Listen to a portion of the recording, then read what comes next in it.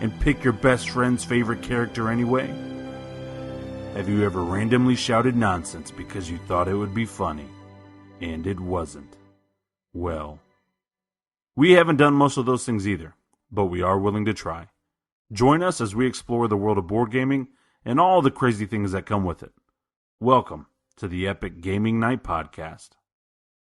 Welcome to the Epic Gaming Night Podcast, a podcast about tabletop games, but mostly board games. I'm your host, Roy Kennedy, and with me as always is Matt. Hello. And Rob. Hello. Did you just come alive like he pressed a button or something like that? Well, I was just looking at my phone and I was like, oh, we're doing this. I probably should Matt just woke up out of be cryo animated sleep. for a moment. Hey, guys. I am super tired. I also am getting like a scratch in the back of my throat, so I'm not sure if I'm just like sick or spent way too much time at work going, no, we don't have that. Welcome to retail this time of year. Mm-hmm. Yeah. Yes. Are you guys having to work on Thanksgiving? Oh, yeah. Yep. Yay. Yay. I know my enthusiasm. That's totally not fair, man. It's Not all good. really. It is life at this point. Do you get overtime for working on Thanksgiving?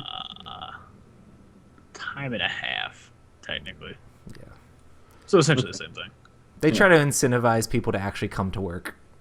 And since it's on Thanksgiving, they try hard. Yeah. So that's good. Awesome. So our topic for tonight is board gaming for beginners. So this is Matt's podcast. Matt, tell us how you got started. Well, and first, Joe. first we're going to talk about what we've been playing. Sweet. So who wants to get started? I can start with a game that we actually talked about last week. We played The Grizzled. And it is a cooperative game set in, is it World War I or II? World War I. World War I. And you're working together to overcome these, like, different cards. Like, there's different tragedies. If there's ever, like, 3 cards that have the same icons on it, you get more cards added to, like, the bad pile. There's, like, what are the 2 different piles called, Matt? So there's the Isn't there the peace and the monument pile? Yeah. So the peace pile, you're trying to empty it all out so that way you end the game. If you completely empty that out and then play out all of your cards, you win the game. But then there's a monument pile which keeps adding more cards to that peace pile and making it harder and harder, like, as rounds go on. If you ever have 3 cards in play of the same kind, then like, all those cards go back into the peace pile, and you have to add cards into the peace pile for the number of cards in everybody's hand. And, like, there's just terrible bad things can happen if you fail is it like the mission or the whatever it's called for that scenario? Yeah, just the missions. I keep adding from, like, the morale pile, which is the monument thing, and then go into the peace pile or the trials pile. But yeah, it's pretty cool, like, the way that you're all working together in this game. Each character has, like, a different lucky charm, which can get rid of different types of cards that will be, like, in the what's the war zone area called? I don't know the terminology for anything. No Man's Land. No Man's Land. So, like, No Man's Land will fill up with all these bad cards, and you're trying to not have, like, sets of the same thing. So you're trying to figure out how to work together to empty out things so that you can actually play your cards out of your hand. Because if you retreat or withdraw, then the cards that are left in your hand will be the number of cards that end up going from the monument to the peace pile. So you're trying to play all of those out each round, so that way you're not adding tons of cards and prolonging the game, which makes it more hard. You get all these different trauma cards that'll come out, and they're in your hand, and basically you can keep them in your hand, but then you're just going to prolong the game. So you try to play them out, and they do terrible things to your character. There's all sorts of different things that will, like, make it so you can't withdraw, or when you withdraw, you have to support somebody randomly, and just a bunch of different stuff like that. It's a fun game because there's also a mechanic where you have to support each other, and that can get rid of trauma cards on the other players, and can also refresh their lucky charm. We played the game slightly wrong, because you're supposed to keep it secret who you're supporting.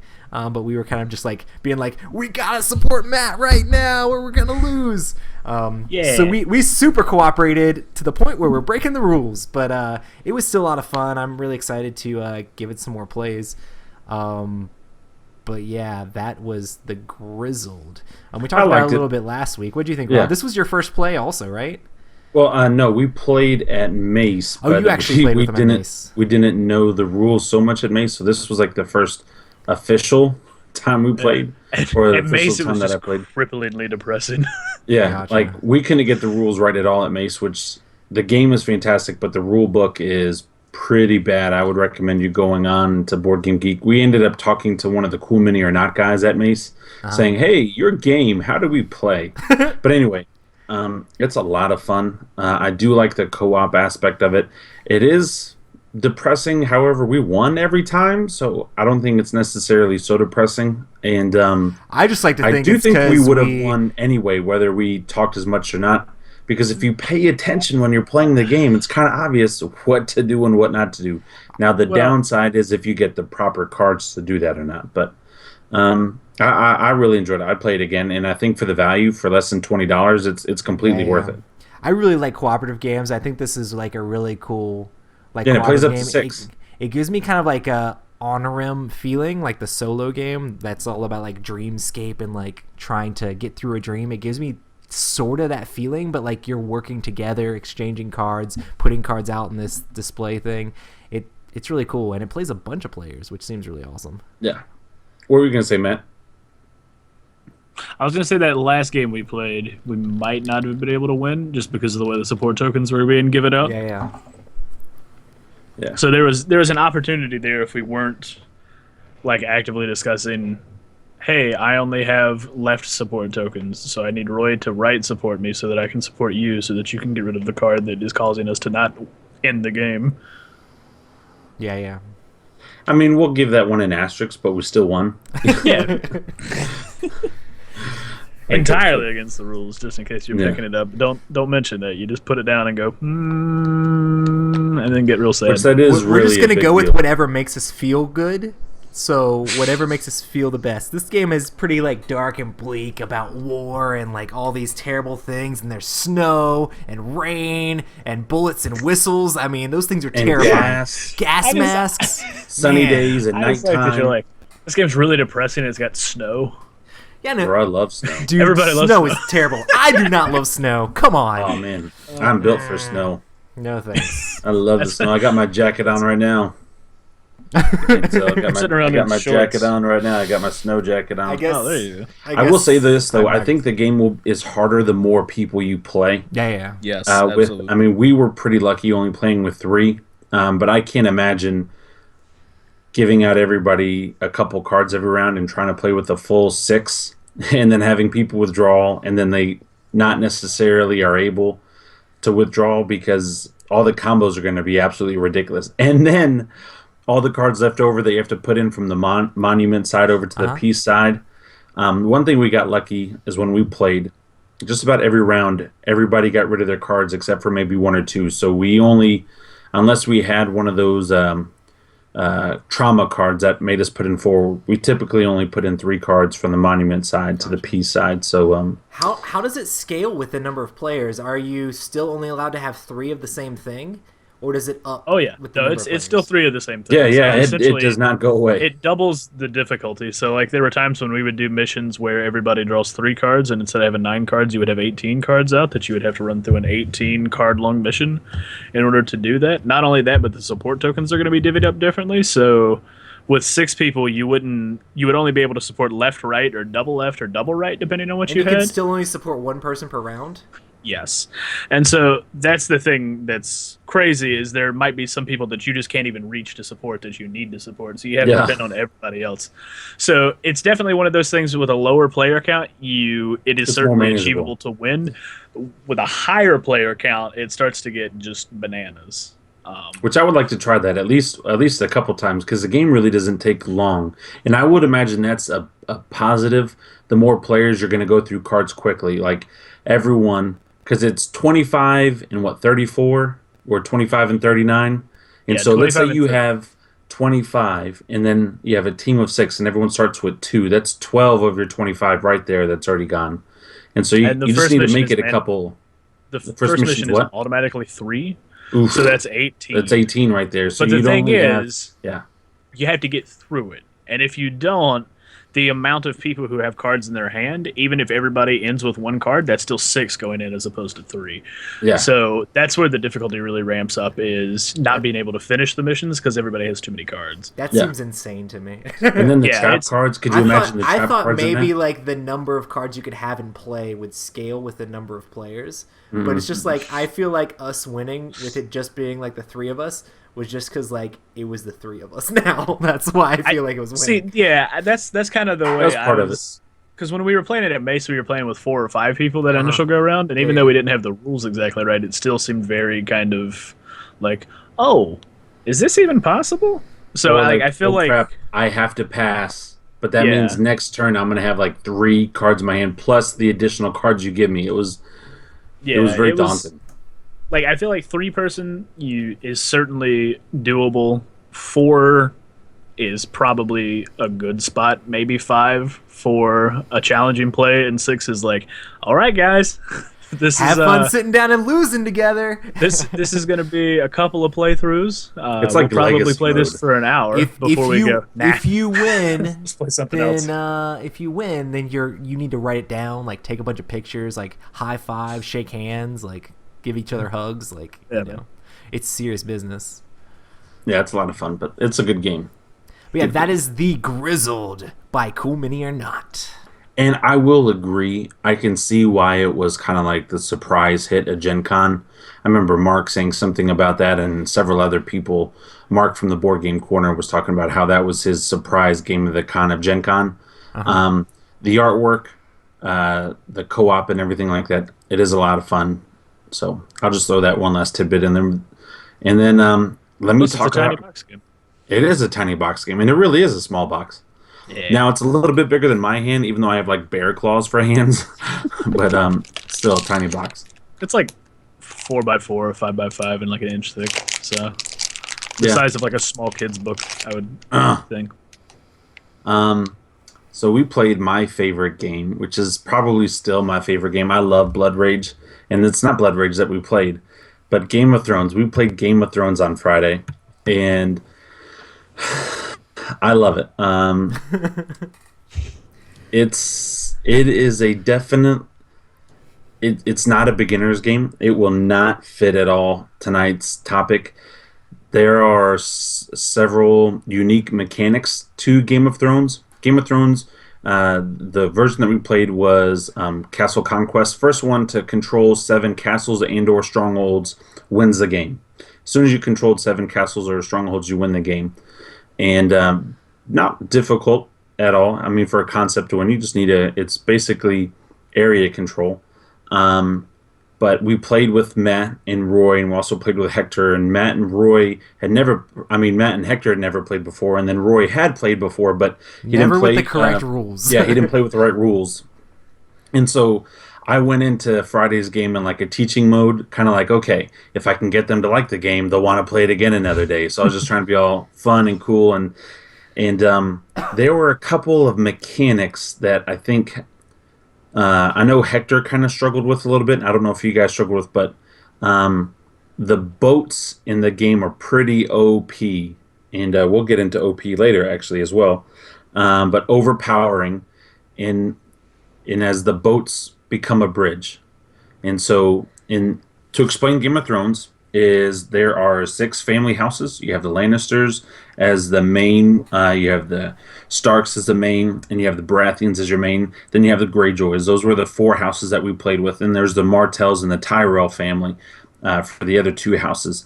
And everybody starts off in a specific area based on a map of Westeros, and all the areas are specific to the book.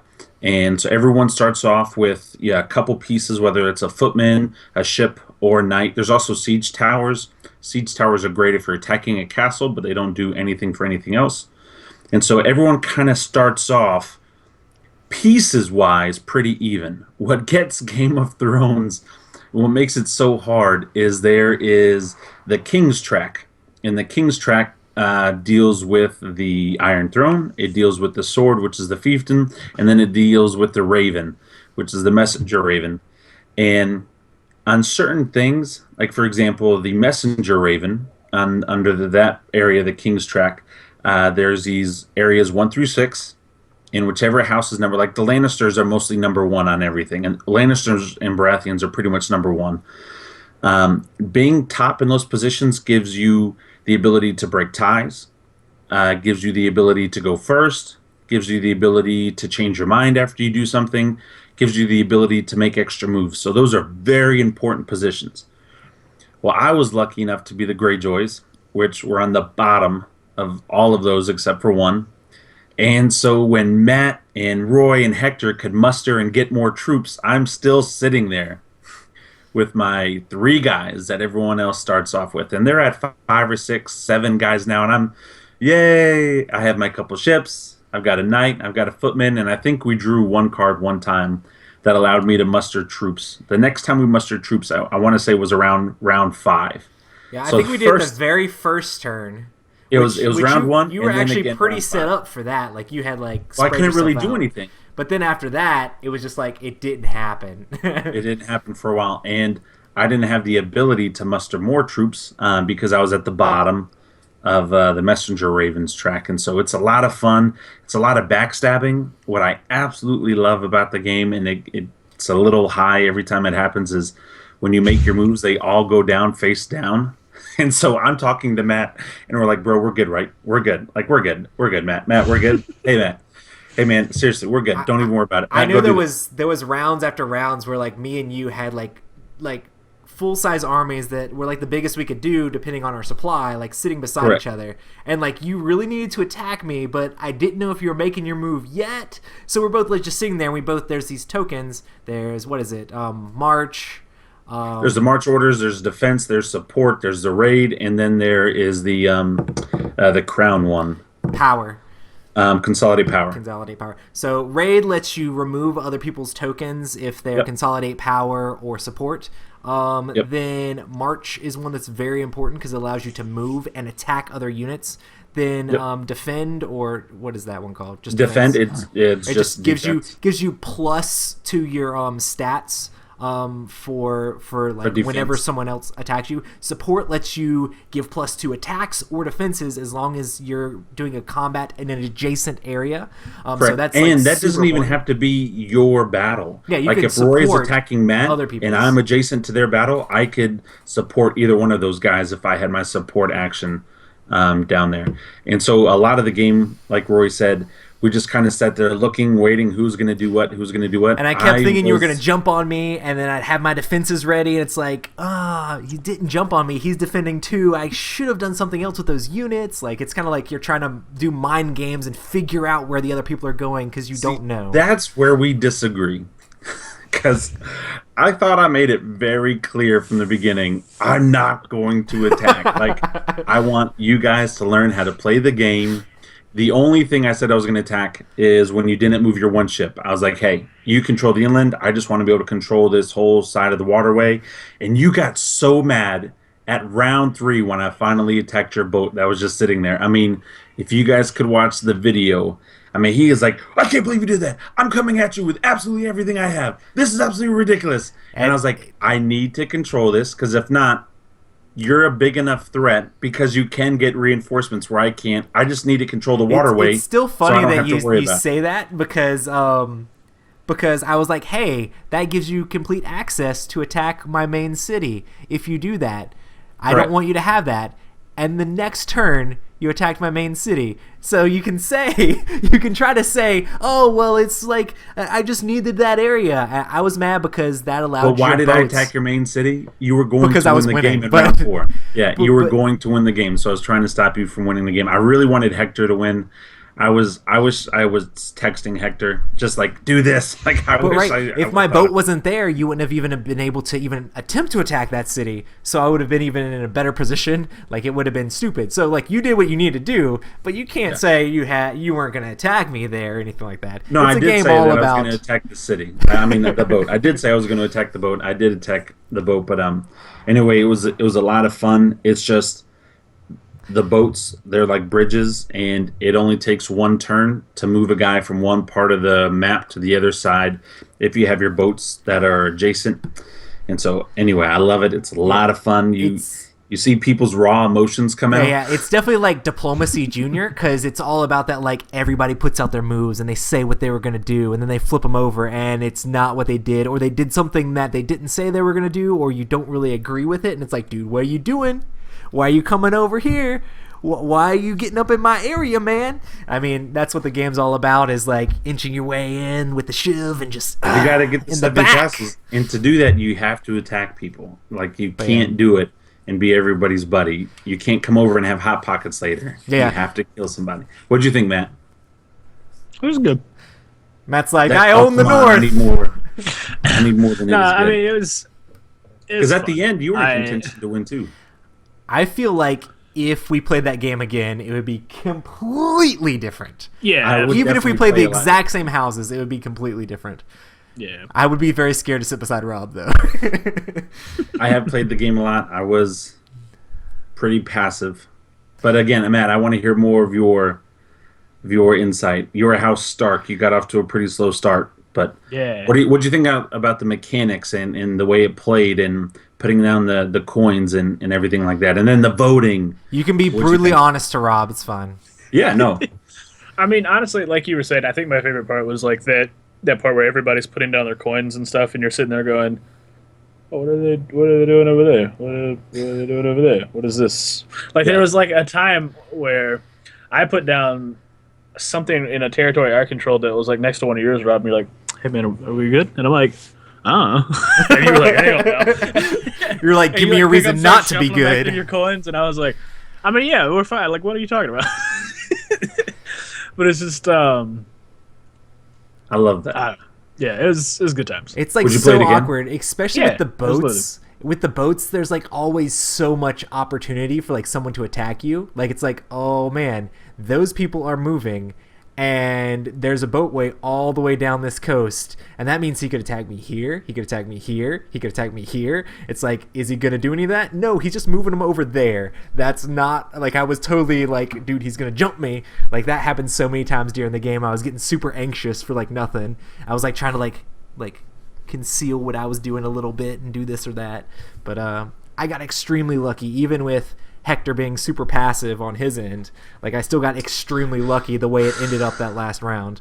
Yeah, there were a couple rounds where he could have won the game if he had realized some different things. I don't want to say anything. One round I did say something because it was like blatantly obvious, like, please just do this. And then when he flipped over all of his coins and they were consolidate power where he needed March, my head just dropped. I think like Hector's so awesome. Like he doesn't like try to win the game. Like, he's so like gracious. Like, in all of these games, like the one game we played, what was it, Doodle Quest, and he just wrecked all of us in Doodle Quest like so bad. Like, it's so funny to like see him like really win the game really hard, because I feel like a lot of times he's like, no, you guys can do it. You guys are good. And like, he's like so nice. It's awesome. If you're having a bad day, play games with Hector. He'll make it awesome. He will make it awesome. But yeah, I still love it. It is a complicated game. It takes at least one or two plays to finally get it down. And I will say this, it is definitely better playing with the full 6 players. Yeah, I'm excited to try that. Either that or play with just 3, even though just 3 is really tough as well. Because when you play with just 3 players, when you play with that many down the players, whole half the map. When you play with that many players, do like some people almost get like just wiped off the map almost? If they don't know what they're doing, they can. I've done that to a couple guys. I had one guy where at the very beginning, I was the Martell and he was a Baratheon, and I completely surrounded him. And I put ships in his ports, and he had an army maxed out in his base, but since I controlled all the water around him and had ships in his port, he literally couldn't move them. And so for the next hour and a half, he just sat there. That's sad. It feels like with the full board, some of that would need to happen because like you need 7 to win. So like someone has to be pushed out for one person to get 7. You know.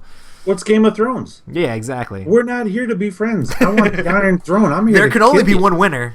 Right? There's only one house that's on the Iron Throne, and so yeah, it's one of those games where you need to play with like friends that are okay with being attacked. If you're playing with somebody who's going to get upset that you like, some people can't handle games like that. Like Roy and I, we get upset if you attack us, but at the end of the game, we're still friends. We still like everybody. But there are some people that I actually have a lot of fun with the arguing. I like actually enjoy that part. Is that wrong? No, because I'm the same way. I want to fuss at you about it, and the fact that you want to fuss back just makes it awesome. I don't know why. No, I'm the same way. I like it. But it's a great game. It's just better with the whole house, and I wish they would come out with a new board expansion. Because there's something that they could do across the sea, or add in the Targaryen family with the dragons, Daenerys, and all that stuff like that would be. I'd buy it. I hated playing the Lannisters just because, as far as the storyline goes, like I hate that house. But it was all redeeming because the very last card I got to play was Tyrion to kick your card back into your hand, so that it was like pretty epic. Tyrion did it. So Tyrion was the one sitting on the Iron Throne at the end of the game, in my mind. Because deservedly so. None of the rest of the people in that house are worth anything. Say what? Isn't he one of the most loved and favorite characters on the show? Yeah. I don't know about the books, but if he doesn't like make it, I'm just gonna quit. Just done. Just done with this book. Flip the table. Ugh. How about you, Matt? Fallout 4? Yeah, man. Bro, it's so good. Have you conquered the castle yet? Dude, I haven't even been to Diamond City yet. I just went to Diamond City for like 5 minutes. I went to a shop. I was like, you're overpriced, and I left. Like, I haven't done any missions yet in Diamond City. I looked at the castle thing, and I was like, I don't think I have enough people to take that. So I did it solo. Put it on the back burner. Really? It took me a while. It was a lot of like running away and coming back. So do you have a ton of allies that like help you fight and stuff in that game? You can if you're the Minutemen, you can shoot a flare up and bring allies to you. Yeah, that's kind of crazy. That's how they try to justify that whole town building simulator that they have built into the game. Is that part actually any fun, or what do you think about that part? I think it's tedious. It is tedious, but I actually kind of like it. Like, I don't mind saying, hey, this is a town. If you want to attract your people to a town, that's fine. And it's like one town, but there's just farms like everywhere. And you'll just stumble onto one, and there's this guy who's like, a bunch. Hey, man, I got a problem with these rad roaches. And so you like your walk ghoul voice? 40. No, I'm trying to emulate a ghoul. That's what I said. Is that a ghoul voice? Oh, I thought you said cool voice. And how far do you walk, man? Oh. Like you'll just be at like 40 miles, like the opposite way. Go fight 3 rad roaches, and then walk back, and they're like, "Thanks, man," and you're like, cool. You get like 10 bottle caps. Yeah, and then they're like, "We're going to agree to join the Minutemen," and they're like, "That's great." However, now I have to use all of my circuitry to put up turrets so that you don't get raided constantly because you produce so much stuff and nobody has guns. I will say, I am with you on that, but all of my towns that I have that like actually produce a lot and do well for me, their defense is like maxed out. It's like there's one, I think I have like 6 turrets up, and then I have a couple of stands that I have people on guard on. Like the defense is over 30, and I have like 8 people in there, and they're all. It's like everyone's on guard or they're all farming. Chad is stoked about the Fallout 4 talk. It's a lot of fun. It's a good game.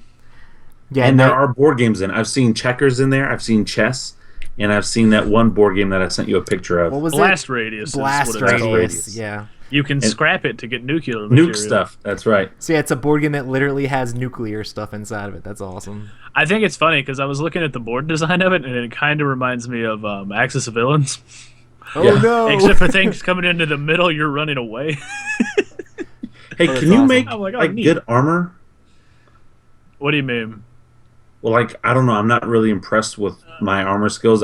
I'm focusing a lot on science and intelligence, and then strength, just so I can carry all of the stuff that I need for science and intelligence. Because when you play video games, you really like to be like out of character, like not the same as you normally are. No, I'm just kidding.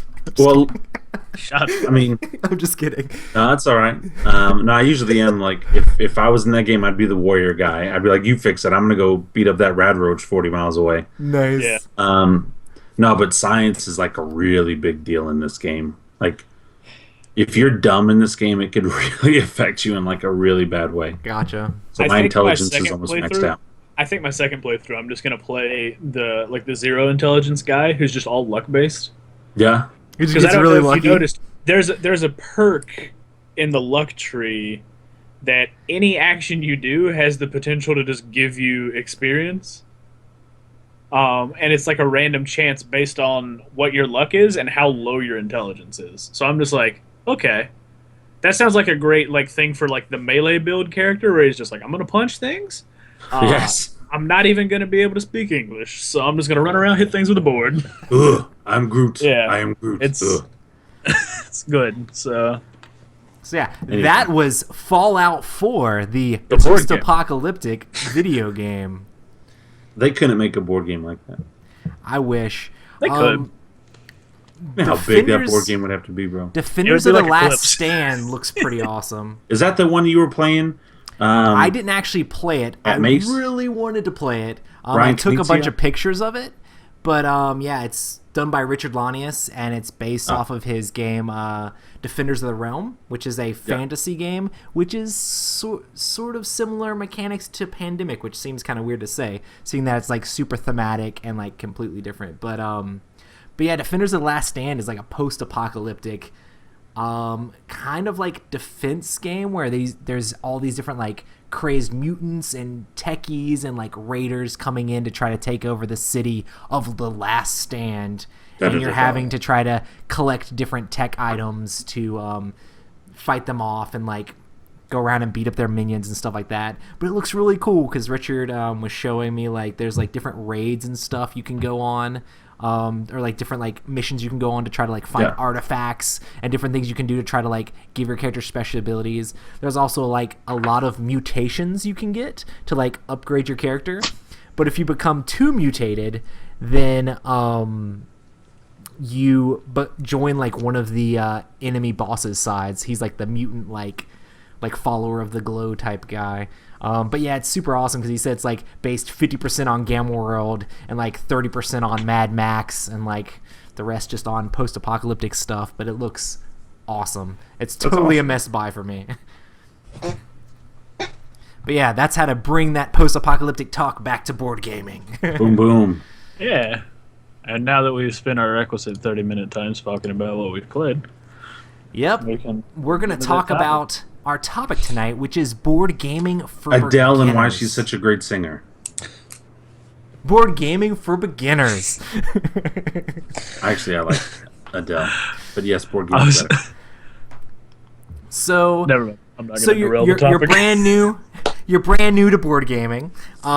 Maybe you played other tabletop games like Magic or D&D. Maybe you just had a friend who plays board games. Maybe you're into video games and like you saw some people play board games. Maybe you saw a Star Trek guy playing some video or some board games on YouTube and you're like, hey, that seems cool. So however you learned about the board gaming hobby, there's a lot of awesome new things coming up. Star Trek guy, so you're talking about Will Wheaton. You can't just say Will Wheaton. Like if you saw like an adolescent child, you know, who was in Star Trek one time and actually grew up on the show, you may like board games. I wanted to leave it vague. I wanted to like make people have to dig for that. It's almost like it took you a second to get it, Rob. Oh, no, I got it. I just didn't want to say it. Nice. I missed something. Yes. Instead of It just was straight up actually- saying Will Wheaton, I said maybe you saw somebody on YouTube who was like ex-Star Trek guy and he was playing board games and it looked cool and Rob got all I got tickled. It was supposed to be funny, but now it's just ruined. Yeah, it's not in the moment anymore. Unfortunately, since I'm not a Star Trek fan, I was trying to think of other people who were part Aren't you of about Star to go on a Trek. cruise, Will Wheaton? Shut up, Wesley. Yeah, I'm but just kidding. you know, I probably won't even see him. It's probably going to be like everybody's super drunk. I should probably actually open the email. I was looking at the cruise email right now. Nice. He's sent me he's an email. really short. He's really short. I've seen him a couple times. Nice guy, I guess, for a short ex-Star Trek guy on YouTube. But just short person. But a lot of actors are really short. So, introduction. Yeah. So one of the things is where to start with board gaming. Okay, what did you mean by that? Because that's like a pretty just like vague. If you're getting into the hobby, what are some things to look for? So if you don't Prices. know about it, BoardGameGeek.com is an amazing website to check out. Yes. So that's where they have a catalog of almost every single board game period, not just hobby games. It's like any board game. And you can go on there and see ratings. You can see reviews. You can see videos of people playing the games. You can Isn't it over 20,000 questions. games? It's huge. It is huge. Can you imagine 20,000 board games? Yep. That is the database of all databases for board games. So yeah, it is a huge resource for people. So I know just starting out, people there's a lot of people that are like, oh, the Game Board Geek. I think I've seen something about the Game Board Geek. Like everybody who always calls it the wrong thing. I always think it's funny. But yeah, that's BoardGameGeek.com, and you can there's plenty of people there that would help you out if you're starting on to board gaming. Yeah, I would go onto the forums before you just top in or try to look up the best games, because Twilight Struggle is a fun game, but I would not do that for beginners. I would recommend it. Yeah, and so I would try to go onto the forums and try to ask some people if you go onto that website, or be very specific in your search, because they do have search and advanced search, and so you can find what you're looking for. But or just hit us up and we'll tell you. We'll give you some awesome games. I'm surprised you didn't say yes first. I was gonna say, where should you go? Epic Gaming Night. Of course. I mean, what is one of our favorite, most awesome Epic games? It's for 5-year-olds. It's called Rhino Hero. Yeah. That's where you should start. I mean, oh my goodness. We love everything. If you can have a good time and play a board game, that's what we like to play. Whether it's something crazy like Game of Thrones and Twilight Imperium 3, or there's something silly like Doodle Quest and Rhino Hero, we play it. If you can laugh and joke about it or get mad and yell at each other, but somebody brought Mountain Dew, so it's okay. Or cheese and crackers, bro. I still haven't gotten cheese and crackers. Matt, I need to do that. Man, that's a different side story, but it was so good. Sharp cheddar cheese. Anyway, yeah, we're a fantastic resource. I'm not, it's a little soon, but I would say we've almost surpassed Board Game Geek. Jeez. Did you say cheese again? Cheese? Are you trying to I mean, that's 90% of my body is cheese. So, bro, it's so good. Nice. And then it was buried on top of those pita biscuit stuff. So yeah, man, pita chips. Pita chips. So if you're actually looking to purchase some games, where would you get games from? There are multiple answers. Yeah. I will start off with the most friendly one, and that would be your friendly local game store. Yeah. Now, I will emphasize your friendly local game store. We have a couple game stores here where we live in our area, and they're mostly Magic. Yeah, friendly local areas. Magic store. Yeah, it's your friendly local Magic store. Now, where I used to live, there was this place, a fantastic store. Now, they had Magic, they had board games, they had miniatures, they had everything. And they had people that knew something about everything. It wasn't just a guy that sold board games, but he was really into Magic. They actually had a guy, his name was Jason. All he did was board games. They had a guy who was all into Magic. They had a guy who was all into miniatures. I mean, Brian was all into miniatures. Jason was all into board games. And so they had somebody, and Neil was into Magic. So check that out first. And here's why. They can also be a great resource for you when you're asking about different games. They could also help you with rules and stuff, and we'll get into that later.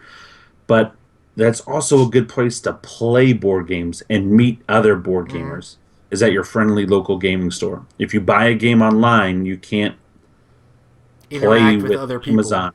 Yeah. And so I'll let you guys answer. I have some others, but that's what I would say first, is your friendly local game store. I know a lot of people go to the bookstore and see games at Barnes and Noble. They're pretty expensive there, for the most part. They're going to be straight MSRP, MSRP. But the games there, if you're trying to get idea of like good games. A lot of the games there are some pretty like good games for the most part. Most of them are stuff that's been played on Tabletop, which is a show by Will Wheaton, which we'll probably talk about a little bit more. But it's not bad, especially if you're just looking for like ideas or like gifts. I mean, that's the reason that they're there, is for people to buy them for gifts for other people who are into that stuff. But it's amazing to see a big like retail store get a whole bunch of these hobby games in, and I'll go in there and I'll be shocked by how good some of the games were. Yeah, their selection is like really phenomenal. It's actually better than our friendly local gaming store. Yeah, whoever's doing the marketing for like figuring out which games they need and like doing all the stocking for that stuff is obviously paying attention to what games are good. So yeah, and I would say Barnes & Noble is more like teenager to adult games. They have a couple kid games, but it's more for that mature thought. You're not going to get Rhino Hero in Barnes & Noble. You could, because they actually have a kid section, but you're really going to get some like really, really great games in Barnes & Noble. Yeah. Where you won't get those same games like at Toys R Us or Walmart or something. The one that I use almost all the time is Cool Stuff Inc., which is just an online website, which they're actually local to Florida. So if you live in Florida, you could go to the Cool Stuff Inc. friendly local game store.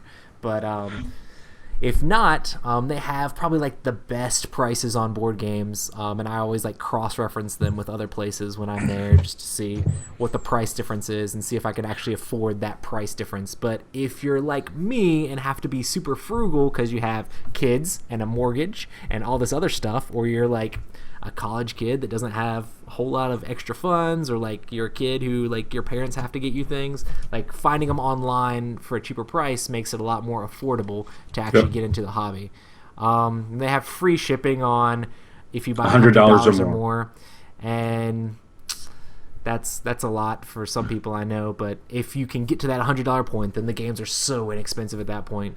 It was kind of interesting because some other websites were trying to compete with Cool Stuff here recently, and so Cool Stuff like took like $1 off of like every single one of their games like permanently. So like they already had the cheapest prices. Some people brought their prices down to match Cool Stuff, like Miniature Market and like some other places like Roll for Crit and some other websites. So Cool Stuff just dropped all their prices even lower. So it's ridiculous how inexpensive that place is. Man, that's cool stuff. How about you, Matt? Yeah, Amazon. Pretty much. That's where I get my fun. Amazon, the king of retailers, has all sorts of, or king of online retailers has all sorts of stuff there constantly. So I mean, the one upside is most of the time, or I shouldn't say most of the time. I have Amazon Prime, so like everything is free shipping.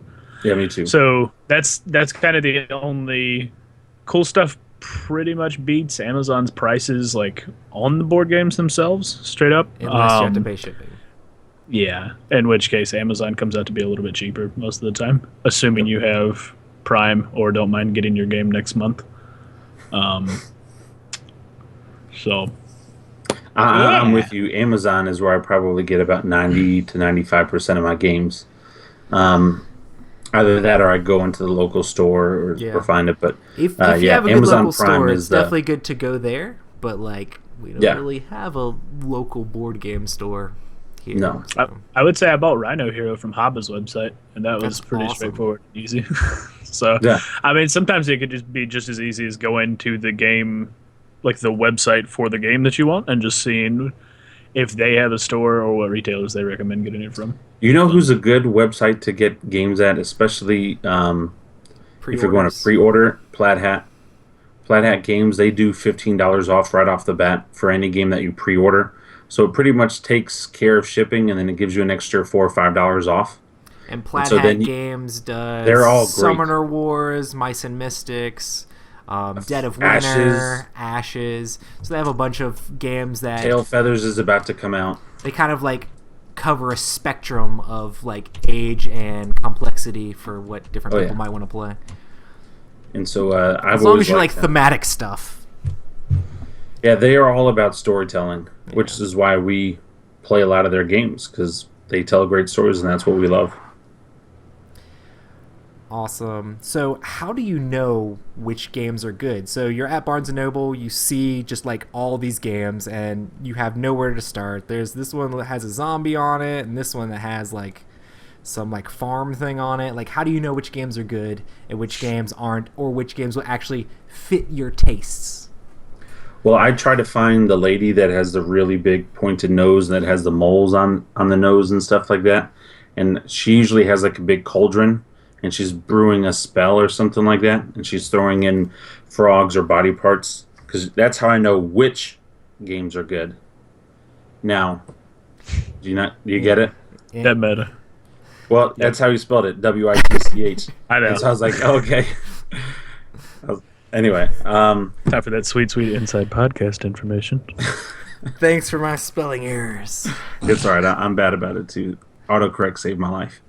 I would say reviews, and Dice Tower, they actually do a really good job with reviews. If you watch any of their reviews online, they have three main, well, actually four, but on the video reviews, three main personalities, which is Tom, Sam, and oh my gosh, Tom, Sam, and Z Garcia.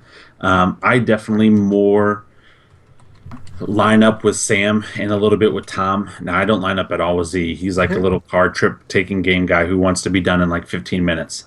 I'm more like Z when it comes to the big epic area control. Sam. Sam, sorry. And he also likes those war and historical games and stuff like that. And so, but they do a great job. It's just hard to compete. They were the first ones to do it. They've done a great job. They've added a lot of resources to give you good reviews, and so that's dicetower.com. I would check them out for first before you even went to Board Game Geek. Yeah, there's tons of like reviewers out there, like all sorts of shapes and sizes. Like Tom's catalog of games is ridiculous. So like if there's a game, like he's probably reviewed it, which is insane. But there's a ton of like other people too, and you can like try out like different reviewers and see which one like best fits your taste. And you're probably not going to be 100% with anybody, but if you know what the different reviewer likes by watching multiple of their reviews, you can kind of know what you'll like compared to if they like it or not. If they're like super hardcore Euros and that's all they like, and you like Euros, maybe you should watch someone who's more Euro oriented. Yeah. Or if you are more into like thematic games, maybe you should like watch someone. Watch us. Yeah. Watch us. Listen to what we talk about. But yeah, there's a bunch of other ones like Board Game Brawl, and Mark from Board Game Corner does a bunch of reviews. He's also on the Dice Tower.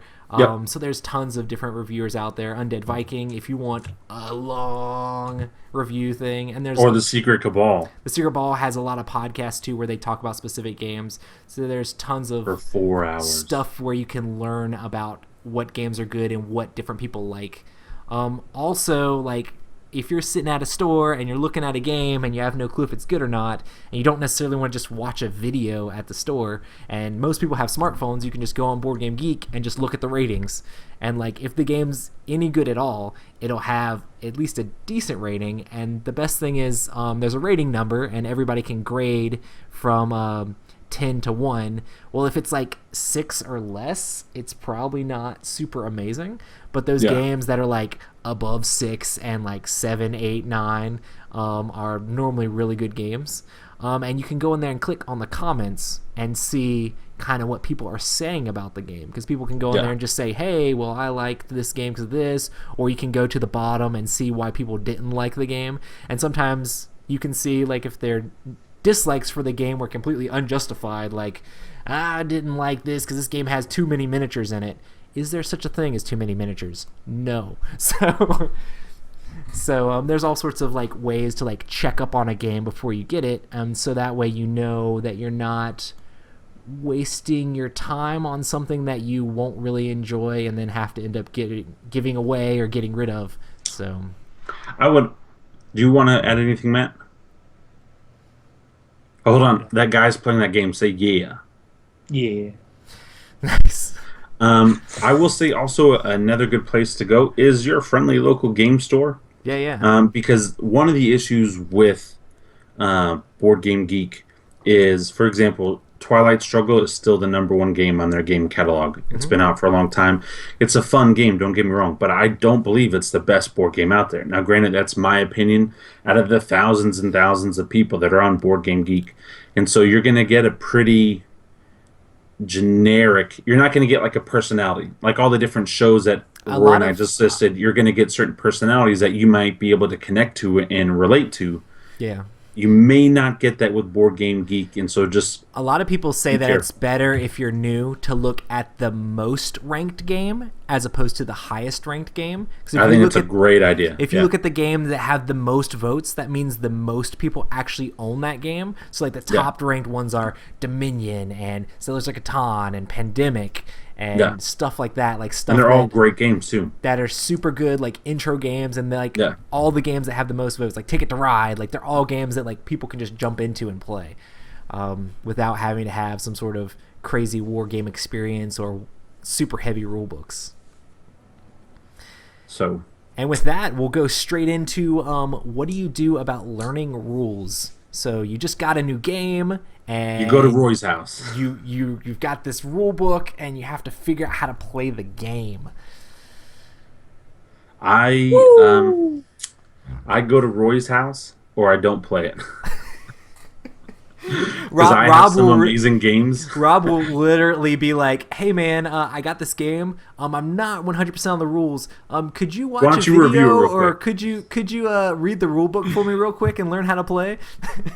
And here's what I mean when I say that. Hey man, I just opened the game and I popped out everything from the stuff and I breezed through the artwork in the rule book. It looks great. Will you find out how we play? That's awesome. That's what that means when I say that. So, if anyone else is like me, like I don't like just straight up reading the rules to get through the entire rule book. For one, it's really difficult to write rules. Like it's really difficult to like put them in the right format and have everything make sense and all the stuff be together just because these games are decently complex. I really enjoy like a lot of video reviews. They'll give you like a brief overview of like how the game is played. And at least if I watch a video review where they talk about that stuff, I can figure it out. There's a website or a YouTube channel called Watch It Played where he literally goes through all of the rules like step by step. Yeah. And like if you watch a Watch It Played video on the rules, you'll know how to play the game afterwards. A lot of reviewers take you through the rules and they give you like an overview of how the game is so you get a feel for the game without actually having to play it. And a lot of times, since I've played so many of these games, I can just watch a review and get the gist and then skim the rule book and be pretty good. That can be kind of tricky sometimes if I miss a small detail, but like it helps out a lot with like if I get the gist of the game and I can compare it to all these other games I've played, I can kind of figure it out very quickly. I will say also Watch It Played with your group, because his videos are like 15 to 20 minutes at most. Yeah. And you're going to spend more time than that trying to look up something or go over it. And so, like, if somebody has an iPad, or even like an iPhone 6 or something, like a big screen, just set it down, give everyone 15, 20 minutes, watch it together so everyone's all on the same page. I think that's a great resource. And everybody has a smartphone. So it's something you can knock out pretty easily. Yeah, definitely. But yeah, rules videos are definitely awesome and way easier than just like reading the rule book. Yeah. And there's games I've learned from just reading the rule book. Yeah. And the main thing to do is like try to like, if you're trying to get your friends into board gaming, you're trying to teach them how to like learn how to play this game and stuff, try to make sure like you know the game before you bring it to the table. So you can set up the game a little bit and like play through a turn by yourself. Like I know a lot of people do that. Like they'll set it up and like figure out how the board's set up and then read the rules and like maybe play through a turn like just there by themselves to kind of get an idea of how the game like moves and all the parts and different things like that. And knowing the game before you bring it to the table can save a lot of stress for other people because it's really, really hard to learn the rules for the game at the table with a bunch of other people there. I mean, unless you're doing like the video thing, because then somebody's constantly questioning the rules and you're going back and looking through them all the time. It's so much better if like you have the rules down before you try to teach it to other people. And Matthew. Mm-hmm. Matthew, are you like me where you just show up at Roy's? Oh yeah, absolutely. No, I was gonna say at some point during that.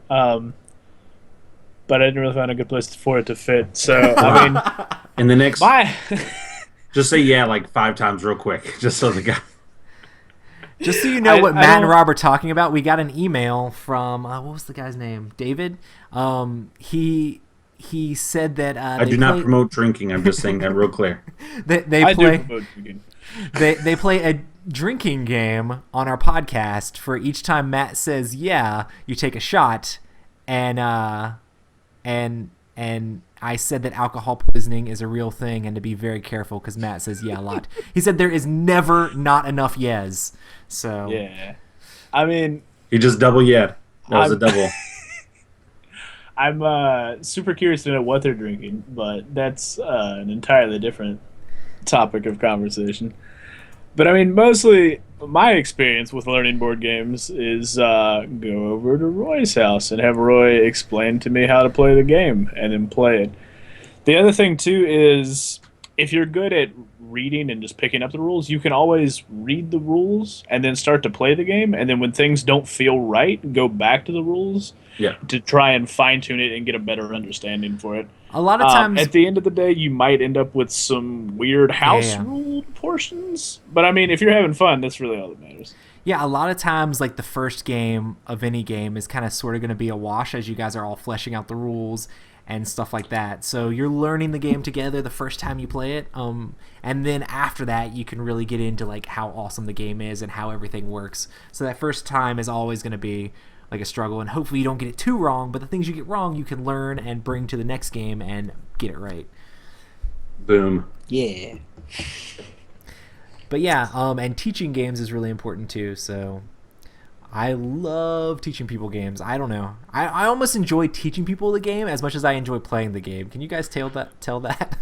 Yeah. Yes and no, because when you teach the game, you're like that dad who like you're like the dad who's like teaching his kid how to play basketball, and then you spike every single one of his shots. Like you don't let him. Like that's how you are. That's just you, Rob. That's just you, bro. It's like anytime we play. Like for example, the first time we played Blood Rage, I think you were almost at 4,000 points, and we were all like in the 30s, and you were still like, "No, guys, I need to do this," and we were like, "Roy, you win! Like, you win. We're so sorry, you win." And so you are good at teaching, and you actually do a good job. You are very good at teaching. I will say that, and that's one thing I really do like about playing at your house is because you do a good job about that. But then you teach us by brutally murdering all of us. Hey, the only game you've never done that. It depends on the game. We can play cooperative games. Mansions, you haven't done that because I've played Mansions. I'm familiar with it, and so I know you could have been more brutal in Mansions of Madness. But just about every other game that you've taught us, whew, I mean, we just got like, if somebody else won, it was we were lucky. I like to think that Roy goes by the philosophy of the creative directors for Dark Souls, which is just kind of learn by dying. Right? It's just like, yes. Hey, so I've explained to you the base amount of rules, so we're going to go ahead and start playing, and then you'll ask a couple of questions, and everything's fine for those first couple of rounds, and the questions are cool, and then when you start to play the game, Roy's like, okay, now I'm going to start playing. And it's like, or if you ask a question that could possibly negatively affect Roy in any way, that's where you start to get a vague. That's where it starts. Well, when does that happen? When does that happen, Rob? That happened a couple times, but it's fun. It's who you are. Like, I try not to do that. do that. I think you're just. But we're all your friends. Like we know you, so it's okay. Slightly sad because I have to take you down a peg sometimes. Hey, bro, I wasn't sad when we played Dragon Quest or whatever that game was, man. Matt and I. Which but that's game? because I played Dragon Draft. Yeah, Dragon. Oh man, that wasn't even a game for me. No, that was laughable. I played all the old group homes, man. I knew what I was doing. Good times. Good times. Yeah, man. So yeah, what are some good games to start with? Rhino Hero. Yeah, simple light games. It's always good to have like something fun. Like Rhino Hero is a good like dexterity game. Rhino Hero is a game where you're building a little tower with your rhinos and playing cards. Super simple. Like you can play it with slightly older kids, to younger kids, as long as they're not too small. Like you can play with People's almost in their anybody. 20s and 30s and 40s. Yeah. I just like to think of it as Jenga, but with playing cards. That Well, it's opposite Jenga. You're building, not taking down. Hey, man. Is that how you play Jenga? You build the tower? No, you build Jenga. You take the block out and then you add it to the top. So you're constantly shifting the way. I never played Jenga that way. I didn't know that's how you did it. I thought You just Really? disassemble the whole tower and you're like, guys, we did it. Well, no, because you can't disassemble Tower the whole gone. thing. Eventually, somebody. Yeah, but we've never put it on Yeah. top. But again, bro, like Stephen Avery said, I have spoons, man. So like for me, putting stuff back on top is just. Yeah. You know what I put on my list? A good like co-op game for people to start. And I think we've talked about this in the past. Forbidden Island or Forbidden Desert. Those are simple. Forbidden Island is actually easier than Forbidden Desert. But for a co-op game, it's simple. It's quick. I mean, the game can be done in less than 30 minutes. And it doesn't, like, the rule book is really simple as well. That is a rule book that you could sit down and read in less than 10 minutes and know how to play. And everyone works together. So that's a good game. And then I have a bunch of others, but I'll let you guys keep going. A game that a ton of people like get started in the hobby with, and it's like gotten really popular from like it's on TV shows now and everything, is Sailors of Catan. Like it's on the Euro-ier side of board gaming. It's more like a super like light Euro, but you're just you're all settling the island of Catan, trying to build your little settlements and get points and use those settlements to gain more resources so that you can build more settlements and build roads and get soldiers and all sorts of different stuff like that. But yeah, it's a cool little game where you're trading resources and rolling dice to see what resources you gain and trying to win the game by getting 10 points. But yeah, it's super popular. I've played Sailors of Catan so many times now that I'm done. But yeah, it's a fun little game. You played it so much, I don't even want to play it. It's definitely a very good place to start. So, how about you, Matt? I'd say one of your favorites is a great easy game. Oh, go ahead, say it. Rhino here? No, One Night Ultimate Werewolf. Yeah, that's what I was gonna say. But no, it's One Night Ultimate Werewolf is pretty straightforward because the majority of the rules are explained via phone. Yep. So like you don't even have to know the game. I mean, it helps. It certainly helps because otherwise it goes really fast and you're like, oh god, panic! What am I doing? But it does help to know what you're doing. But essentially, it's just a social deduction game where everybody has a card and then you have an assigned role, and your role may or may not have something to do during the nighttime, and the phone will tell you. And not only will it tell you when to go, it will tell you what to do. Yeah. And then you do that, and then 5 minutes, or then that ends up, and then you have 5 minutes to just try and murder your friends via casual, argumentative conversation. Party game. Yeah. It's wonderful. I also like the Resistance. It doesn't have the app. It's very similar. Roy and I, we've gotten into some awesome games of the Resistance. Blue team, red team. But that's a great one. One person's a spy. Was that the one that I played one round of and Rob came out immediately, round one, where it was just you two in the mission? Yes. And just everybody was like, I don't even know what to do anymore. He was so mad. Because you just ruined the game. Well, guys, I want you to know he's the spy. I'm not the spy. He's the spy. And I'm like, well, guys, do you really know who's the spy? Because I'm not the spy. And he was just so... and then he just started clapping. Resistance can be a little bit more difficult because if everybody's not on the same page, like they don't know exactly like how the game's played, like you can't really talk about it in the middle of the game. You can't guide someone through. It's like you give out the roles and then you go. Because if someone says, hey, I'm the spy, what am I supposed to do? Their game's ruined. So or if it's like, oh, I'm the Resistance, but I put a red one in, that means we failed just because I don't know like what's going on. I've actually experienced some of that before. So it's like you have to make sure everyone's on the same page and like knows what they need to do to win. But yeah, it's still a fun game. If you wanna argue with your friends for however long the game takes. It's a good one. Do you guys have any others? Because I have several. I think Flashpoint Fire Rescue is a great game. Like, I really like cooperative games, especially for like getting into the hobby. That's one of the main things that like was amazing for me, was playing games where you're actually playing against the game instead of playing against each other.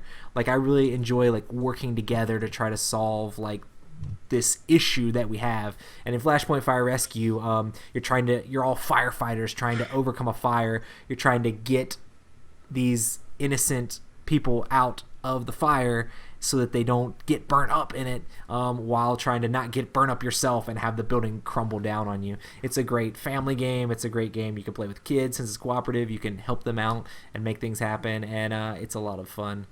Flashpoint Fire Rescue. You know what? You may not think of it as a good starter game, and it's definitely more advanced than your typical starter game, but this is for that sci-fi nerd. This is for that person that really likes just crazy stuff. And also, this is a game for that video gamer, XCOM the board game. And the reason why I put it on the list is also because of the app. Because the very first game is the tutorial, and it will teach you how to play. Now, it's not an easy game. Last time you guys played it, you got wiped off the map.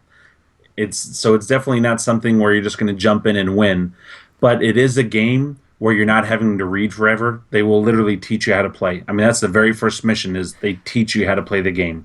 And so I thought that's one that somebody just wanted to jump head in. I would think XCOM is a game not to start with. Really? Have you played it, Rob? Well, I mean, it's pretty hard. Like, I'm pretty sure like hard, some it can people be fun though, right? Oh, it's fun. It's brutal. Probably more brutal. It's a little than rules. Fun. It's a little rules heavy. It's really rules heavy. Does the app not explain the rules? It does, but it's also a real time game, so it like throws you in hardcore. So like 30 seconds, make a decision. The tutorial where it tries to explain everything to you, it also murders you.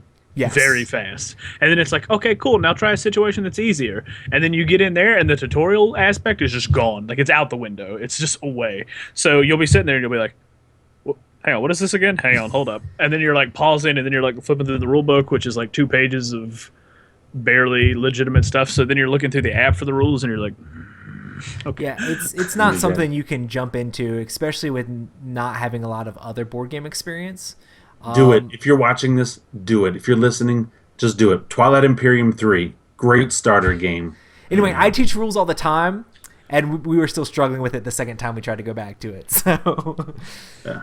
It wrecked us. It wrecked us. So, but it's still a fun game. Awesome. But yeah, so now we're going to talk about some board game terminologies and types, like some things, like weird things that board gamers throw out all the time, but like you might not necessarily know what those mean. I guess I can start with the first one that I have on the list here, is a deck builder. So someone says, oh yeah, I played Dominion, it's a deck builder. Well, what does that actually mean? So a deck building game is a game where you start with a small deck of cards and you're trying to acquire cards to go into that deck as the game goes along. Normally, the game has cards where you purchase other cards, put them in the deck, and they just cycle through. And so you're building up a deck, and they normally have different victory point conditions, or different end-game conditions. So in Dominion, which is the first game that was ever a deck builder, it kind of started the genre. And it's basically once you run out of a certain number of these province cards, which are your victory points, then the game ends, and whoever has the most of those in their deck wins. There's also another one that we like a whole lot, which is Marvel Legendary, and it ends once you beat like this mastermind character 4 times. There's several other ones, Thunderstone,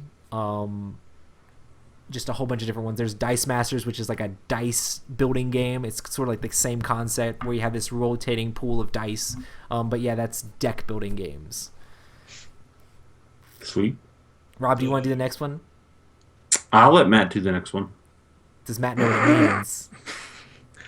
So, I'll be honest. I don't even think I know what it means. So AP. Yeah, action points, armor piercing. I'll pick. A lot of people say this too on podcasts all the time. Like, oh my gosh, this game is super prone to AP. What does that mean? Alpha player. That's not even what I meant. I meant analysis paralysis. Same way. All right. So so that's awesome. So like a lot of people can get super confused on what these terminologies mean. So even me writing it down in the thing. Yeah. So yeah, that's two different things that are really important too. But analysis paralysis. What does that mean? So it is as it is said. It means you sit around thinking for literally 10 minutes while your turn is supposed to be somewhere on the nose of 2. AKA me in Game of Thrones. I'm just kidding. You were pretty. Yeah. I had people coming at me from all sides. I was stressing out. I don't think it was that bad. I feel like a lot of those games that you would experience analysis paralysis in are those big sort of Euro-y games where you're like, I need to min-max for the cubes. And then you're just like racking your brain with like some sort of like weird math problem that, you know, comes out of a Robin Williams, Matt Damon film. And you're like, oh God, calculus. And then you do something and you're like, well, that was wrong. If you play, like as soon as you do it, you know it was wrong, and you're just like, great. If you play board games a whole lot, you'll definitely encounter someone that just struggles like crazy with analysis paralysis. And there's certain games that are more prone to this than others. And it's really when someone has a plethora of choices, like just way too many choices, they can get to a point where it's almost overwhelming to pick one of them, or it's just really hard for them to pick one with any sort of reasonable time frame. And it's mostly because they want to do good in the game and they want to win, but they also want to know what the best option is. And it's hard to figure out what the best option is when there's hundreds. So some games can be worse than others. Like I know Alien Frontiers can be really hard with analysis paralysis when there's a whole bunch of open spots and it's like, well, now I have this card that lets me flip this die over to a different face, and then I can put these here and those there. Like it's all sorts of different games. People can suffer from analysis paralysis. I think you're spot on. A filler game, next one. That's like a game like Lovecraft. I mean, not Lovecraft, like Love Letter or the Legacy, the Star Legacy games. Those are games that you can play in like 10 or 15 minutes, right? Like Star Realms? No, not Star Realms.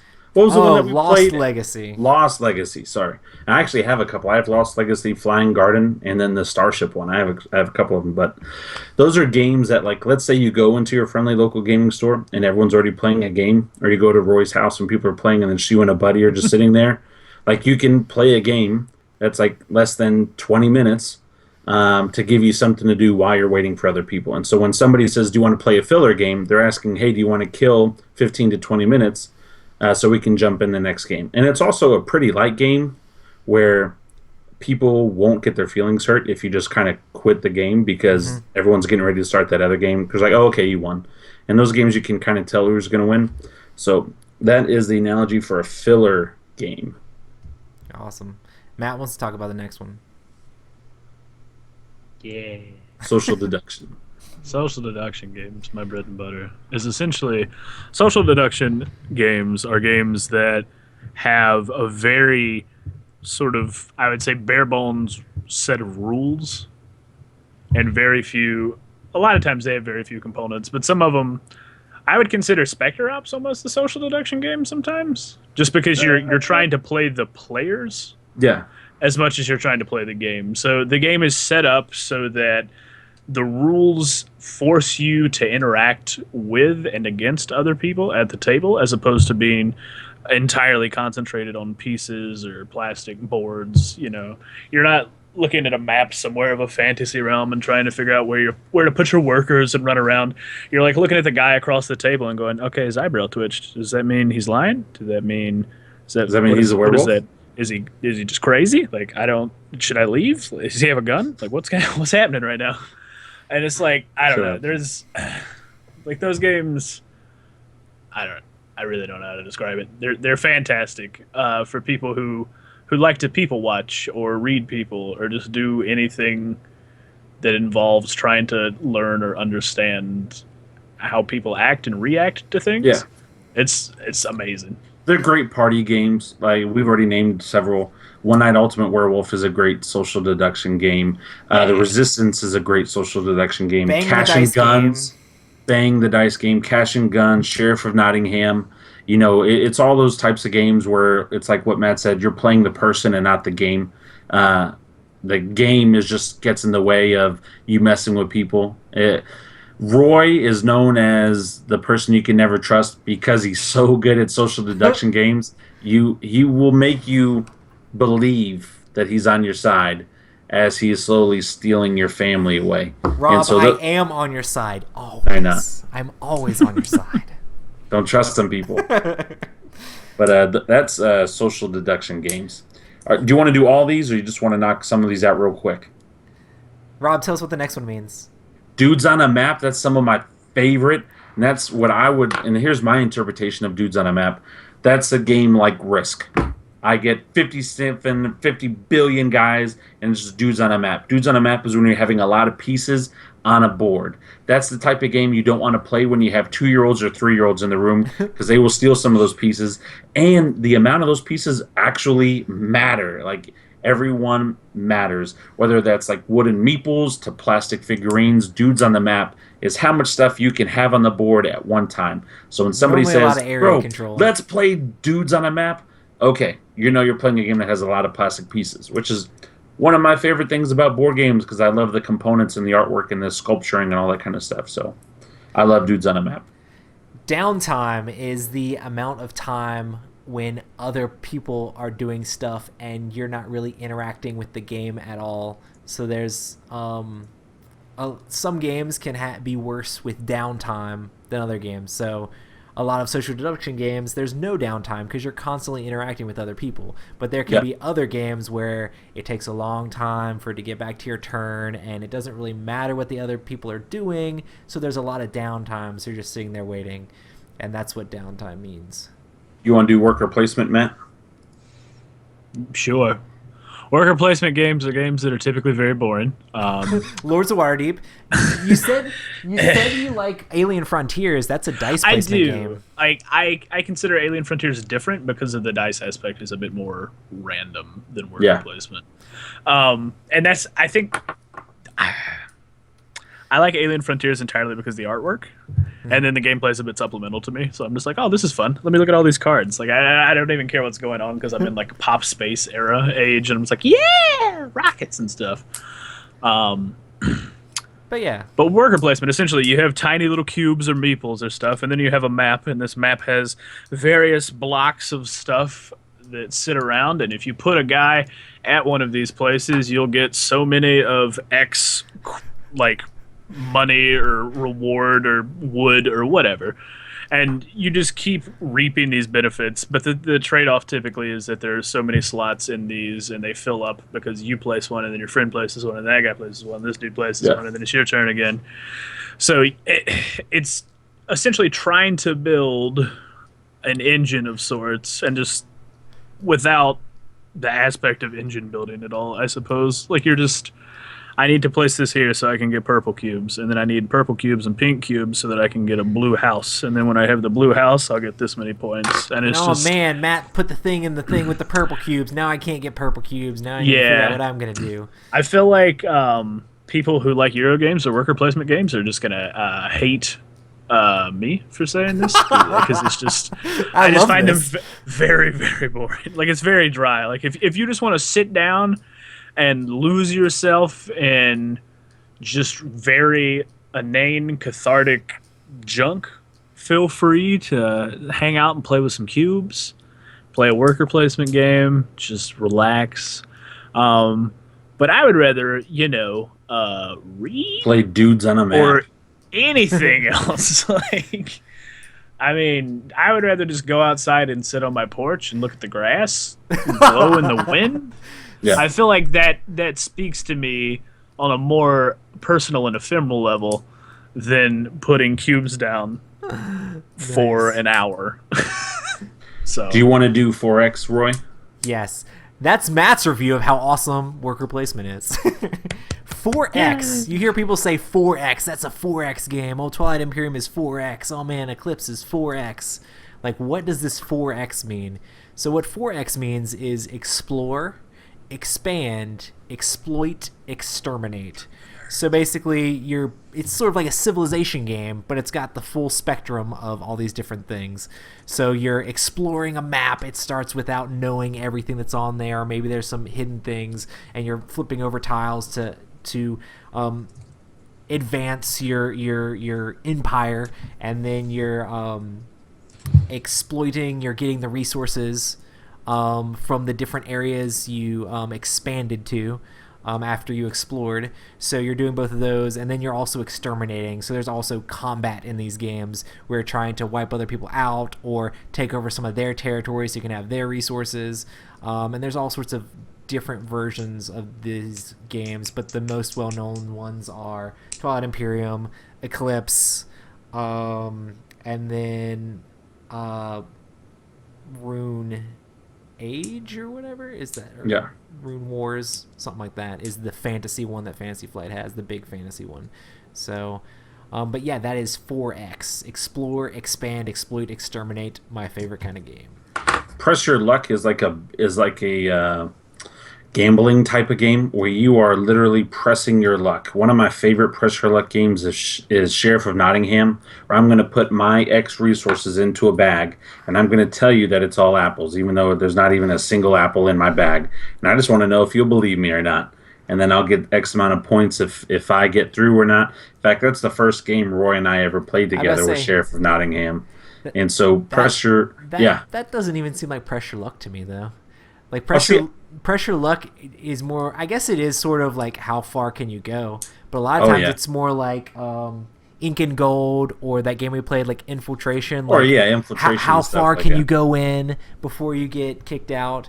I feel like there was a decent amount of Pressure Luck even in like the Grizzled. Like, I'm gonna play this card that's a trap. It's gonna spring something out. Like, is that a good idea? Or like, how many cards should we draw this turn? Well, he has 2 cards and he has 1. Well, we'll press our luck and draw 3 more. So, I mean, those all sort of games. Great examples. Just personal favorite is Sheriff of Nottingham, because I do press my luck a lot in that game. Who's next on PNP? Yeah, you know me. I'm down with PNP. Plug and play. Print when you have and a play. USB drive. Print and play is there's a lot of board games on Board Game Geek where people can actually print the game out and play it. It's just a random thing I thought of. But yeah, there's a lot of files and stuff online, and if a game's in like prototype form, or like you see a Kickstarter and it says, hey, you can, if you kickstart now, you can get the P&P. Well, what's that? It's the print and play file of the thing. So if you actually want to print the game out yourself, you can actually print it out. Resource management, what's that? It's worker placement 2.0. That's your life in a business environment.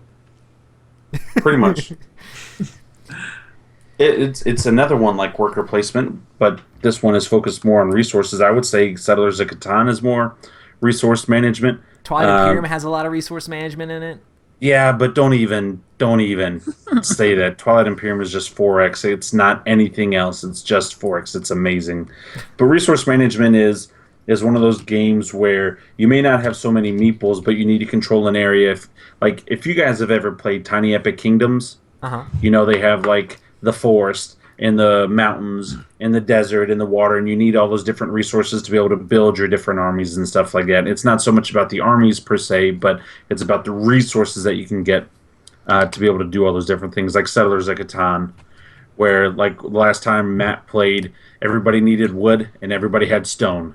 They needed wood, but they had stone, and nobody could get the resource management mechanic working on that game. So we just continue to put the robber right next to the only people who could get that resource.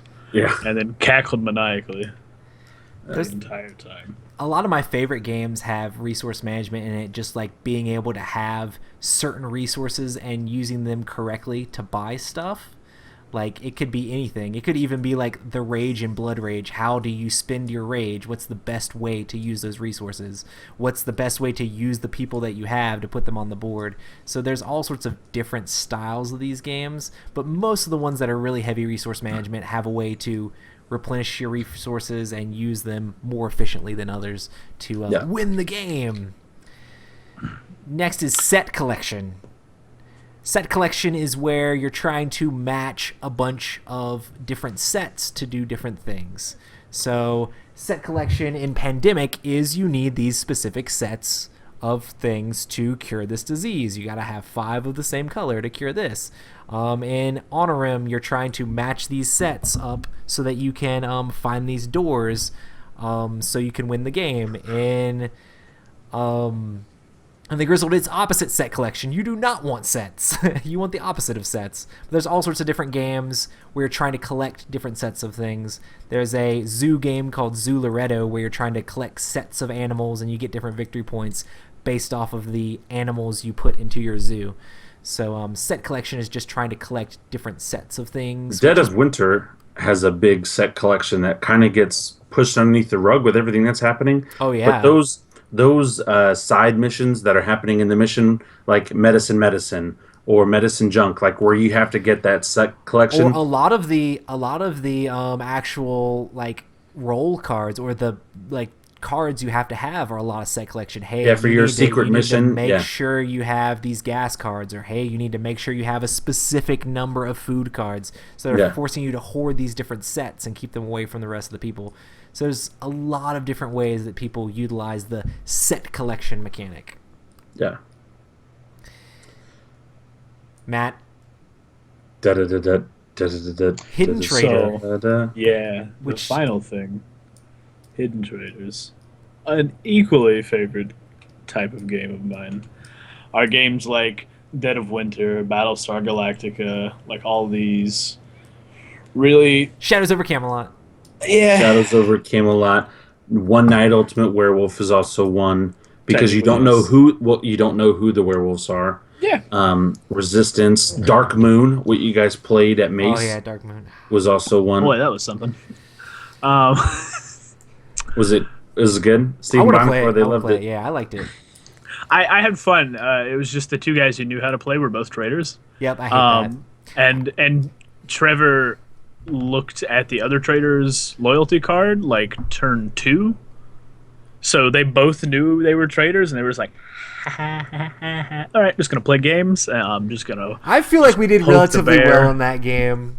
I feel like we did because Trevor... Situation. I feel like we did because Trevor was doing the same thing Rob was with Game of Thrones, where he's just like, okay, well, I don't want to make anybody just super mad, so let's try to drag the game out a little bit and then crush them mercilessly. I did not try to crush mercilessly in Game of Thrones. No, because it's a bit more difficult in Game of Thrones. And Dark Moon is just like, oh, guys, I didn't roll any good die. What a shame. And then turns out you just did constantly. And it's like, great. Perfect. But no, hidden trader games are essentially games where it is cooperative, at least for a good part of the game, or it's semi-cooperative in that everybody has a common goal. Yeah, everybody's trying to survive or get away or grow trees or whatever the game happens to be about, except for one person, and this one person's just really wants to stab everybody he possibly can. And so it's also very much in the same realm of social deduction in that you have lie. All of these. Yeah, you have to lie a lot, and the games typically are based around mechanics that try to put people in situations where you're casting blame and you're going, okay, man, you only added 1 card to the pile. We needed you to add like 2. What's up with that? I mean, are you trying to kill us, or like what's happening here? And then it's just this consistent back and forth of, hey man, I'm not trying to murder everybody, but promise. And then everybody else is like, that's the guy. Throw him outside. And then, you airlock that guy, and then he's dead, and then morale goes down because it turns out he was good the whole time. He's just really bad at negotiating. And I don't know. The games are fun. It's essentially like I'm playing a game with friends in a basement. One of them wants to murder me, and we have to casually figure out who that is before everybody dies. So it's like Clue if there were actual consequences attached at all. But yeah. That was a good movie. Hidden Traders are amazing. Hidden Trader games are amazing. Yes. All right, I'm going to bust out this game genres real quick. So some different game genres that people think of normally when they think of board games, or that most gamers classify them in, is party games, which are games that you can play with friends and family or just large groups of people in general. Some big ones are Telestration, Werewolf stuff works really good. Anything that has like a high player count is normally considered a party game because they're lighter and easy to teach people. Family games are games you can play with your family. Normally they're like lighthearted themes, like Takinoko or Flashpoint Fire Rescue works good with family stuff. Settlers of Catan is also known as like a big family game. It's just stuff you can sit around and play with your family that is more lighthearted, easy to teach, and not too in depth. Then thematic games are the games we're super into, the ones that ooze with theme and have tons of flavor text and try to draw you into the story. They're just amazing. Yeah. And some of these games genres kind of cross over into other ones. So you can have thematic cooperative games, you can have thematic family games. So there's all sorts of different stuff. So thematic games are games where when they were thinking of the game, they mostly thought of the theme first and the mechanics fit the theme. So it feels like what you're doing in the game is similar to what the theme is, or the mechanics try to drive that theme home. So we really love storytelling / thematic games. Then there are cooperative games where you're playing against the game itself. So everybody is on a team together fighting against the game. You have Arkham Horror, Eldritch Horror, Pandemic, Flashpoint Fire Rescue, The Grizzled, all sorts of games like that where you're working together as a team to try to beat the game. So that way it makes you feel like a part of something together. And a lot of cooperative games are easier to teach because you can kind of help people along. You're not really having to hold anything back. You can try to work together. Some games suffer a little bit more from the alpha player sort of thing where one person tries to tell everybody what to do, but as long as you don't have someone who's too crazy with that. Ameritrash games are games like Risk or like Dudes on a Map stylish games, but even more crazier stuff than that. We're just rolling a lot of dice. A lot of randomness happens. A lot of epic battles happen, and there's several like different styles of Ameritrash games, but it's mostly in your face, messing with each other, and chucking dice. A lot of dice. Lots of dice. So Ameritrash games are not afraid of randomness. And then the last one is Euro games. Euro games are based off of like the European games that a lot of people were bringing over from Germany, and most of those are more about like the mechanics before the actual theme. So it's all about how you can score the most points. Most Euro games you can tell by the fact that they have like a scoreboard all the way around the map, and you're trying to like, it's all about whoever has the most score at the end of the game. So you're trying to min-max your strategy to figure out the best thing. There's all sorts of different kinds where you're using like different systems to get resources, or you're doing like your worker placement thing, or you're doing your just like resource collection thing, trying to push these different cubes here and there. And it's all about getting the points and strategy. So whoever has the best strategy wins, and that's a Euro game. So yeah, those are different game genres. So what is a good way to find people to play with? So you're new to this board game thing, you saw some people playing games online, or you have a bunch of friends that play Magic or D&D, or you have a bunch of friends that play video games. How do you find people to actually play board games with you? I will say a great resource that I used, especially when I first moved to North Carolina, was Meetup. The Meetup app. I just typed in local board games, and that's actually where I found Trevor and a couple of other guys that you guys have played with. And then by playing with Trevor is actually how I got introduced to Roy and that whole other group. And I would have never been a part of this podcast or anything like that had it not been for Meetup. So that's who you can blame. Guys, that's the reason why I'm here. I'm writing my email currently. Right? Like, thank you. You ruined this. But no, Meetup is a great app to be able to find different people of all different types. They do more than just board gaming. I mean, that Tiddlywinks. If you want to find people that like Tiddlywinks, they have it on Meetup. But that, and then your friendly local gaming store. Mm-hmm. That's the other better. You go there and you do like Stephen Avery, and you just stalk people, and you're like, hey, play my role-playing game. And they're like, no, board games are better. And then you get sucked into the board games, and now you become a developer who sold a board game to Cool Mini or Not. So, but yeah, that's how I would do it, especially being the new guy, because I was that guy. Yeah, you can search for like local board game groups on Facebook too. Sometimes there'll be some like local stuff that you can actually find, but Meetup is definitely a better choice. With me, I just talk to people about board games a lot, or the specific people. Like when I started talking to Matt on playing board games, I was like, oh, Matt, you like video games? Oh, that's cool. Oh, you like this other like cool like nerdy stuff? Like I play these board games. Oh yeah, I've heard about a tabletop before. Well, you should play board games. I'm pretty sure how many times did I invite you over to play board games before you actually came, Matt? It was quite a few times. Did you? I'm pretty sure it was like once or twice. I invited you multiple times. I'm terrible at understanding social cues. Yeah. So people will tell me things, and then my brain just doesn't process that, and I'm just like, okay, and then and then I'll just like walk off somewhere. It was probably along the lines of like, hey, we do this board game thing on Friday night, and you're just like, oh, okay, that's not good for you guys. Good for you guys. That was the thing. You're like, we do this board game thing on Fridays, and I was like, I know, Ryan's told me. But like I never want to like push the issue. Like I never want to be like, hey man, can I come? I'm lonely. You know, like that sort of thing. You gotta quit saying that, man. You make Rob feel sad every time. I seriously, I just want to like, babe, I need to separate from you for a while, just in honor of Matt. But yeah, if you have a lot of friends, it's pretty easy to like, if you're like at a party with some of your good friends or like at different things, like just be like, hey guys, let's try this thing out. Especially if it's like a super light game or super easy. It's easy to like bust that out, and if they enjoy it and like it, they might want to learn more about it or play more stuff. And it's really important to know the person you're trying to like get to play the game. You're not going to want your grandma to play Twilight Imperium 3 because she's just not going to be down. But your grandma might play Love Letter with you, because I've played several games of Love Letter with my 80-year-old grandma. So hey, they will also like Dragon Draft. Dragon Draft is a lot of fun, Joe. I do like Dragon Draft. Joe, if you're listening, I do like Dragon Draft. He's gonna be like, stop with the old jokes, Rob. That's where I play Rook with. So hey, but I will say this though.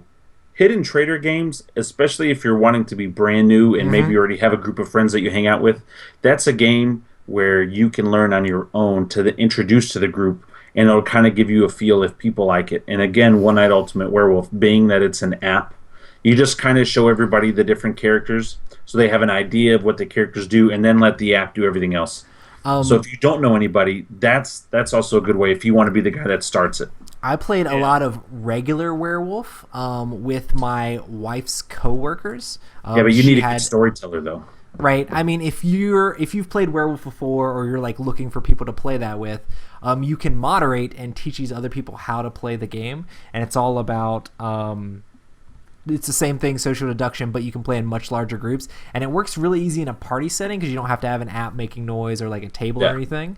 So you can just be like, hey, one of you guys is a werewolf, and then you can hand out cards. I've actually done it before on just pieces of paper, passed out pieces of paper to people. So yeah, 1 2 1 2 1 2. Yeah. The only issue I have with that, and I love it, I actually prefer regular Werewolf than One Night Ultimate. The only downside is the downtime. Yeah. Like when you're the first one to go and it wasn't you, it's fun for like the first couple rounds because you can find out, okay, they really were the werewolf. I said I wasn't the werewolf, but then after that, it's like, okay. It's kind of interesting in like a party setting though, because if you do it, then a lot of people most of the time would just be like, oh, okay, cool, I died, I'm gonna go get snacks, and then just like be really angry when the werewolves wake up and just be like, oh, which is a lot of fun. But they always loved it at the work parties we went to. They were always like, hey, when are we playing Werewolf again? It's kind of interesting. Getting all kinds of people to play. One of the easier things that you can do if you're more of an outgoing person, or you have a group of friends who may not necessarily be into like games but are like fans of Cards Against Humanity or others, sort of sit down, have a laugh for a minute, like you could easily try One Night Ultimate Werewolf for games like Rhino Hero. Like like I was saying the other day, I just went to a party where there were a couple of people and just happened to have Rhino here in my car, and I was like, "Hey man, you guys want to build a building out of cards?" And they were like, "What?" And so that's awesome. Brought it inside, built some things. One of my walls got destroyed by a dog, but other than that, good times. But I mean, it doesn't take a whole lot, and a lot of times most of the people are just gonna. I don't know. I don't think anybody's gonna be like, "Well, that was an absolute waste of time." So just never do that again. With Rhino here. Yeah, it just. I guess the big thing is quit being you got to know your crowd. Introvert and just get out there and ask and talk and do things. Talk to people. That's why we like board games. Yep. And don't emoji people during the game. Talk to them. I try to emoji whenever possible. Ryan, oh my goodness, he's a king of memes and emojis and whatever. Like, dude, here's a video of a cat pooping. I just wanted to show you that. Like, bro, I'm trying to conquer the galaxy right here, and I've got all these people breathing on my neck. I don't need to see a cat pooping right now. Which leads me to my last point. Enjoy the hobby in your own way. If you like showing memes and goofing off the whole time, you don't have to take the game completely as seriously as me and Rob do, like where it's like, we have to win, and this is super serious. Like, just have a good time, have fun. You don't have to play every single week or every single month. Just bring out a board game when you can with your friends. It's all about building relationships with other people, having fun, and actually interacting face to face as opposed to interacting through a screen or sitting off in the corner with your cell phones, but like actually being like, hey man, check this out, or let's do this, and oh my goodness. That's why we like so many of these games where it's not like you're all playing a solo cube pusher over in your own corner, where we're actually interacting, talking, calling each other out, jumping on each other, and working together to complete these different goals. There's a lot of different ways you can enjoy the board gaming hobby, and if you are a beginner and you're listening to this, welcome. And thank you for making it this far. That's right. Also, and if you're ever in Winston-Salem, what'd you say, Matt? So thank you for putting up with us. Okay, first of all, thank us for putting up with you. We're great. I mean, we love our fans. Don't get me wrong. Our fans are absolutely amazing. But they're amazing because we're amazing. Is that too much to say? A little bit, yeah, I would say so. Too much? I do love all of our fans, though. All of them. You guys are fantastic, especially Lindsay when I beat her at Ashes, Rise of the Phoenix Born. Man. We were talking smack again on Twitter today. I think we're going to try to play next week. I'm glad you guys can be lighthearted about that. Like, that's my issue, is I don't understand social cues, so I'm not good at smack talk, because I'm just like, oh, well, they're actually fighting. Oh, yeah. No. And people would be like, man, you suck. And I'm like, well, you know. When I was 12, life was hard, and that's awesome. It just gets really weird. Okay, guys, well, that's going to be a podcast. Thank you guys so much for checking out the stream and checking out the podcast. We stream this every Tuesday normally, every week at 9 p.m. Eastern Standard Time. And that is at twitch.tv/Epic Gaming Night. Make sure to hit us up on Twitter and Instagram. We post tons of pictures there and tons of comments and different cool board game things. Feel free to hit us up and ask us any questions you want. Also, feel free to email us at epicgamingnight@gmail.com if you have any questions for the show. And then also follow, subscribe, hit us up on iTunes for reviews, and like us on Facebook. And have an amazing Thanksgiving. That's another reason why we did it on Monday, because of the holiday. Have an awesome Thanksgiving. We appreciate you guys. Have a good time. Just make sure you wash your hands before you play any board games or any grease or anything on your cards or stuff like that. But happy Thanksgiving. Life tips right there, man. For those of you who listen to the audio podcast, thank you for making it this far in what is, I believe, our second or third longest podcast. Bye. We had to help the beginners, though, because they don't know what they're doing. The amount of questions in the email is 4. And we somehow stretched this out